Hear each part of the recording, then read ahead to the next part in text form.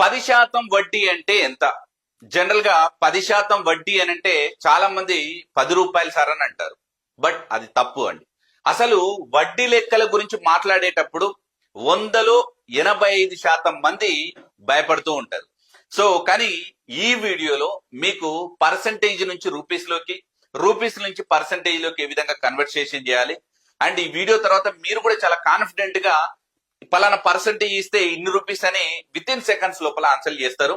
So మీకున్నటువంటి doubt గానీ భయం గానీ పోయి కాన్ఫిడెంట్ అనేటువంటిది బిల్డ్ అవుతూ ఉంటుంది. రైట్, చూద్దాం చూడండి. సో ముందుగా మీకు పర్సంటేజ్ లో 1 రూపాయికి ఎంత పర్సంటేజ్ ఈక్వల్ అవుతుందనే విషయం తెలిసి ఉండాలి. సో మనకు ఇయర్ లో 12 మంత్స్ ఉంటాయి కదా, దాన్ని మీరు 12% గా తీసుకోండి. ఈ 12% అనేటువంటిది 1 రూపాయికి ఈక్వల్ అవుతుంది. ఇది స్టాండర్డ్ ఫామ్ అండి, ఇది చాలా చాలా స్టాండర్డ్, ఇది గుర్తుపెట్టుకోవాలి. దీంతో మనకు అన్నిటికీ ఆన్సర్లు వచ్చేస్తాయి. రైట్, 12% అనేది 1 రూపీ.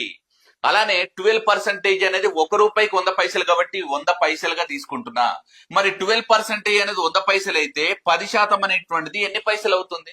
రైట్, సో ఇప్పుడు మనం ఏం చేయాలి? 10 into 100 చేయాలి, అప్పుడు ఇది 1000 అవుతుంది. ఆ వాల్యూ మళ్ళీ కాస్త డివైడెడ్ బై 12 చేయాలి. సో ఇక్కడ 1000 డివైడెడ్ బై 12 చేస్తే మనకి ఏమొచ్చింది? 83.33 వచ్చింది.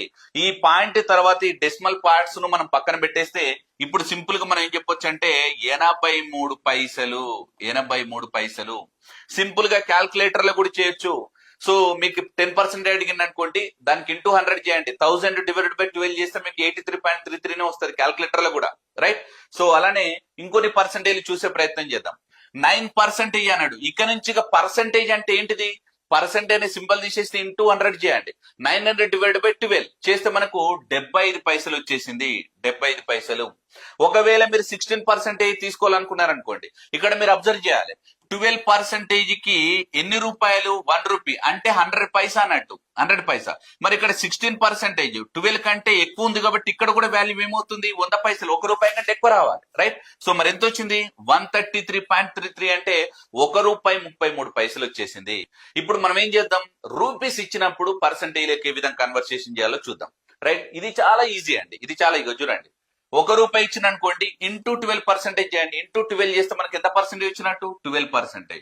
ఒకవేళ 3 రూపీస్ ఇచ్చింది అనుకోండి, అంటే 3 రూపాయలు అనేది ఎంత పర్సెంటేజ్ ఈక్వల్ అవుతుంది అంటే సింపుల్ గా మనం ఏం చేయాలి? ఇంటూ 12 చేయండి. అప్పుడు ఏమైంది? 36% అయ్యింది.